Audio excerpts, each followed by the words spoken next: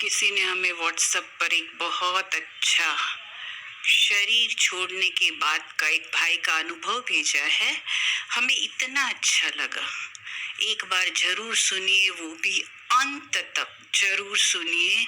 हमारे तो रोंगटे ही खड़े हो गए, क्योंकि सफल करना है तन मन धन, तो अगला जन्म ठीक मिलेगा, नहीं तो कैसा मिलेगा खुद ही सुन लीजिए। वो हमारे रमेश भाई थे ना, उन्होंने कहा और उन्होंने ये बताया, लेकिन ज्यादा लोगों ने सुना नहीं है। तो हम चाहते हैं हर एक बाबा का बच्चा सुने। आप भी फॉरवर्ड करना जिसको करना है, क्योंकि हर एक बाबा का बच्चा सुने। तो सुनिए, रमेश भाई ने बोला, हमारे बॉम्बे के एक गृहस्थी भाई का अनुभव है जो 2-3 बारी ज्ञान अमृत में आ गया है। उनका नाम था गिरधर लाल। तो गिरधर लाल, उनकी पत्नी और उनके बच्चे, माना उनका सारा परिवार, पत्नी का नाम था सीता माता, सब के सब बच्चे भी यज्ञ में समर्पित थे हैदराबाद में। फिर बच्चे बड़े हो गए तो बच्चों ने कहा हमको तो दुनिया में जाना है। तो उसके कारण, बच्चों के कारण, माँ बाप ने भी यज्ञ छोड़ दिया।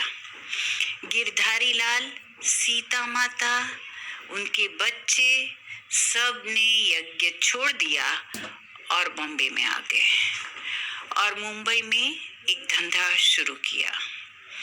धंधे में उनको बहुत अच्छी कमाई हुई, परंतु आप सबको पता है ना, पैसा आता है तो साथ में मोह माया कितनी आती है, सबको पता है। लेकिन दुनिया वाले तो धन को मोह माया समझते हैं। तो गिरधर लाल जी बहुत व्यस्त रहते थे, और जिसके पास पैसा होता है उनके पास समय कहाँ होता है। बाबा कई बार नहीं कहता है, शाहूकारों को तो अपना धन का नशा होता है, समय ही नहीं है, उनको लगता है हमें यहाँ ही स्वर्ग है। तो गिरधर लाल भी धंधे के कारोबार में बहुत ज्यादा व्यस्त रहते थे। रमेश भाई के साथ उनकी बहुत अच्छी दोस्ती थी। उन्होंने उनको 2-3 बारी कहा कि गिरधर लाल, अभी तो आप करोड़पति बन गए, थोड़ा तो बच्चों के ऊपर जवाबदारी छोड़ दो और आप बाबा की सेवा में, बाबा के कारोबार में आ जाओ। रोज मुरली सुनो, फिर से बाबा का बच्चा बन जाओ। परंतु वो बन नहीं सका। उसके बाद गिरधर लाल जी को हार्ट अटैक भी आया।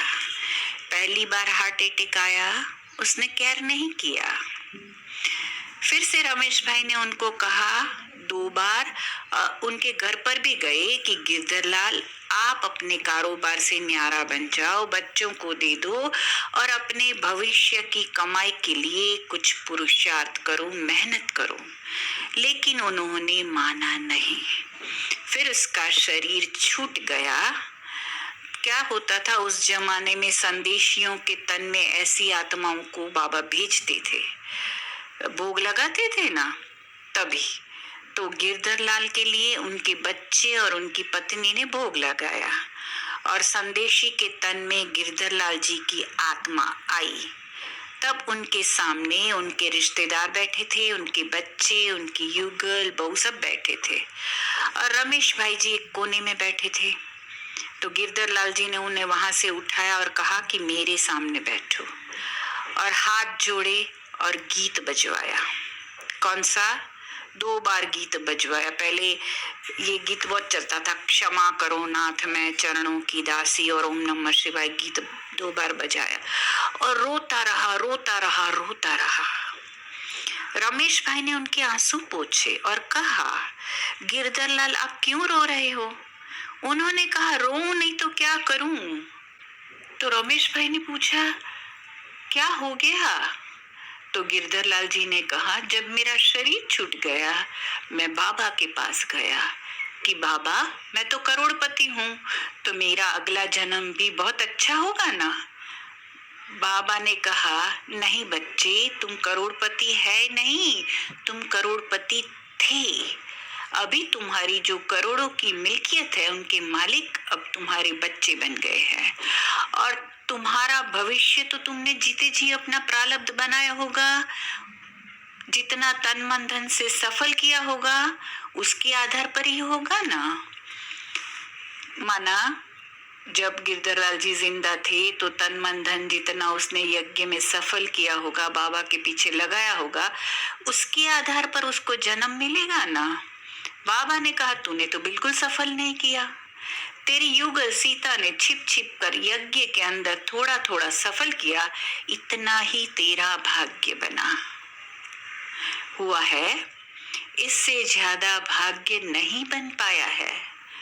तुमको मैंने रमेश के द्वारा बहुत बार संदेश भी दिया, ये बाबा ने उनको कहा, सावधानी भी दी, परंतु पैसे के नशे में, धंधे के नशे में ही व्यस्त रहे।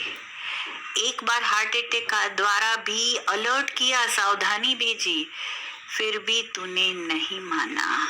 अब क्या होगा? अब तेरा जन्म करोड़पति के रूप में नहीं लेकिन रोड़पति के रूप में होगा। उसने कहा, गिरधरलाल जी ने कहा, बाबा मुझे रमेश भाई के पास भेज दो नीचे, मैं रमेश भाई से माफी मांगूंगा और रमेश भाई द्वारा आपकी भी माफी मांगूंगा।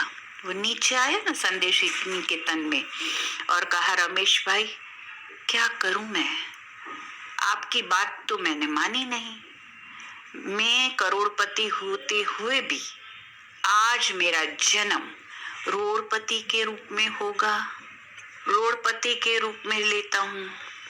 फिर उन्होंने अपने बच्चों को भी कहा, मेरा जो भी धन है उसमें से थोड़ा सा धन मेरे लिए बाबा की सेवा में समर्पण कर दो।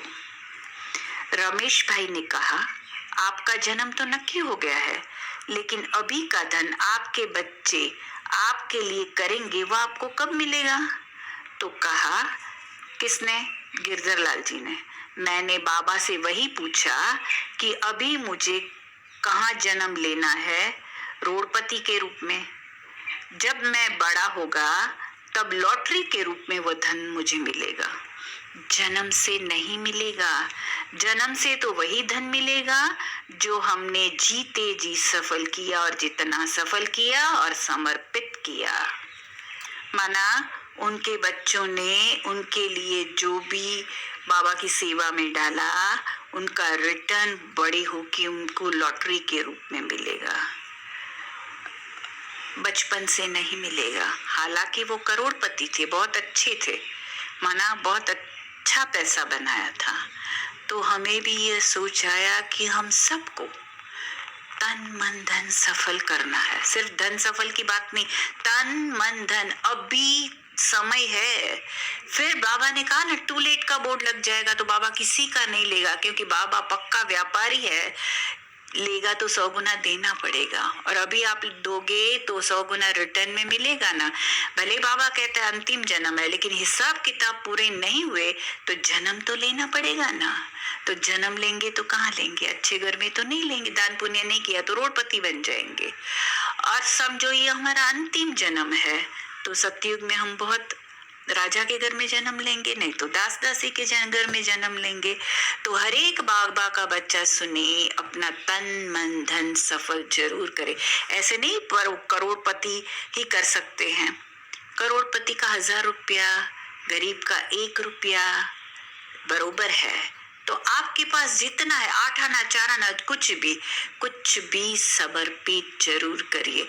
हम जब एक बार मधुबन गए थे तो एक माता पोटली में, बहुत गरीब, ज्यादा इतनी गरीब थी कि वो चावल नहीं खाती थी, और एक दिन चावल खाती थी, एक दिन गेहूं खाती थी, और एक एक पोटली में बाबा के घर लेकर आई थी। और उसको बहुत वो हो रहा था दादी को देने के लिए, लेकिन उसने दादी को दिया। दादी इतनी खुश हुई और दादी की आंख भर आई कि देखो बाबा के बच्चे, उन्होंने स्टेज पर सुनाया कि देखो ये कितनी कमाई कर सकते हैं, खुद नहीं खाया और बाबा को दिया। बाबा तो कुछ लेता नहीं है ना, हमारा ही भाग्य बनता है।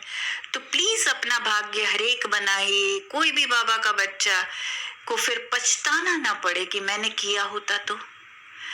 एक और पता है आप लोगों को, हमने एक बारी बताया था कि एक भाई ने ऐसे सब कुछ विल किया और शरीर छोड़ दिया। फिर उसने बाबा को कहा कि बाबा मैं करने ही वाला था, लेकिन बाबा ने कहा अब कुछ नहीं हो सकता। उन्होंने कहा मैं संदेशिनी द्वारा क्या विल पर साइन करवा सकता हूँ? बाबा ने कहा अब कुछ नहीं हो सकता, क्योंकि उन्होंने विल तो बना दिया है, उन्होंने कहा कल रजिस्टर करूंगा और साइन नहीं किया था। तो जो करना है अभी करो, चाहे पुरुषार्थ, चाहे व्हील, चाहे पैसा, तन मन धन अभी का अभी सेवा में लगाओ। पता नहीं मम्मा क्या कहती, हर घड़ी को अंतिम घड़ी समझो, पता नहीं कब शरीर छूट जाए। तो हरेक अपना भाग्य जरूर जरूर जरूर बनाए।